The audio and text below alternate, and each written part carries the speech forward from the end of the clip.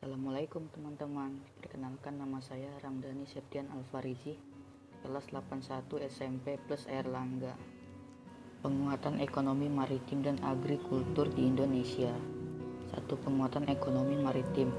A. Potensi ekonomi maritim Indonesia. Ekonomi kelautan atau maritime ekonomi merupakan kegiatan ekonomi yang dilakukan oleh wilayah pesisir dan lautan serta di darat yang menggunakan sumber daya alam atau SDA dan jasa-jasa lingkungan kelautan untuk menghasilkan barang dan jasa. B. Berperan rumah tangga, perusahaan atau rumah tangga produsen atau RTP. Pembangunan ekonomi maritim akan membawa pada kebutuhan agar sumber daya manusia kemaritiman yang unggul dan modern. Pembangunan di bidang kelautan diarahkan untuk mencapai tujuan, yakni 1. Pertumbuhan ekonomi tinggi secara berkelanjutan. 2. Meningkatkan kesejahteraan seluruh pelaku usaha, khususnya para nelayan, pembudidaya ikan, dan masyarakat lainnya yang berskala kecil. 3. Terpelihara kelestarian lingkungan dan sumber daya kelautan. 4. Menjadikan laut sebagai pemersatu dan tegaknya kedaulatan bangsa. A. Sektor pelayaran. Pelayaran merupakan infrastruktur dan tulang punggung kehidupan berbangsa dan bernegara. B. Sektor perikanan. Sektor perikanan merupakan sektor pertanian yang menjadi salah satu faktor yang dapat mendukung kegiatan perekonomian.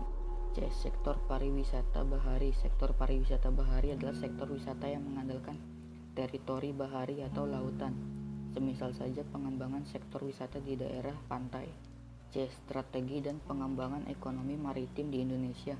Pengembangan ekonomi maritim perlu ditingkatkan dengan harapan dapat mendorong pertumbuhan ekonomi dan peningkatan kesejahteraan rakyat Indonesia. Pada tahun 2014, kontribusi seluruh sektor kelautan terhadap produk domestik bruto (PDB) hanya sekitar 20%. 2. Penguatan algi kultur di Indonesia. Ekonomi algi kultur merupakan upaya meningkatkan perekonomian dengan memberdayakan sektor pertanian. Algi kultur merupakan kegiatan pemanfaatan sumber daya hayati yang dilakukan manusia untuk menghasilkan bahan pangan, bahan bakar industri, sumber energi, atau untuk mengelola hidupnya. A. Potensi algi kultur di Indonesia. Indonesia sebagai salah satu negara yang termasuk dalam wilayah tropis yang memiliki potensi pertanian sangat baik. Pertanian merupakan sektor yang memiliki peranan signifikan bagi perekonomian Indonesia. Sektor pertanian menyerap 35,9% dan total angkatan kerja di Indonesia dan menyumbang 14,7% bagi pendapatan nasional PPS 2012. B. Peran algi kultur di Indonesia. Pertanian atau algi kultur merupakan sektor primer dalam perekonomian Indonesia. Pembangunan algi kultur di Indonesia dianggap penting dari keseluruhan pembangunan nasional. C. Hambatan pengembangan algi kultur di Indonesia.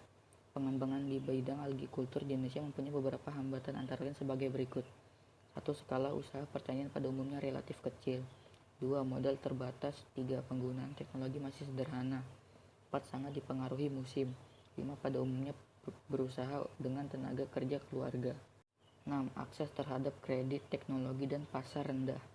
7. Pasar hasil pertanian sebagian besar dikuasai oleh pedagang-pedagang besar, sehingga akan merugikan petani. 8. Alih fungsi lahan pertanian menjadi lahan non-pertanian. 9. Kurangnya penyediaan benih yang bermutu bagi petani. 3. Strategi pengembangan algi kultur di Indonesia. Beberapa strategi yang dapat dilakukan pemerintah dalam mengembangkan algi kultur di Indonesia antara lain. A. Eco-farming. Strategi eco-farming merupakan tingkat sistem budidaya di sektor pertanian yang ramah lingkungan dan terintegrasi dengan kearifan di setiap daerah di Indonesia. B. Distribusi pupuk secara merata. Strategi yang kedua ini berupa distribusi pupuk secara merata di seluruh wilayah Indonesia.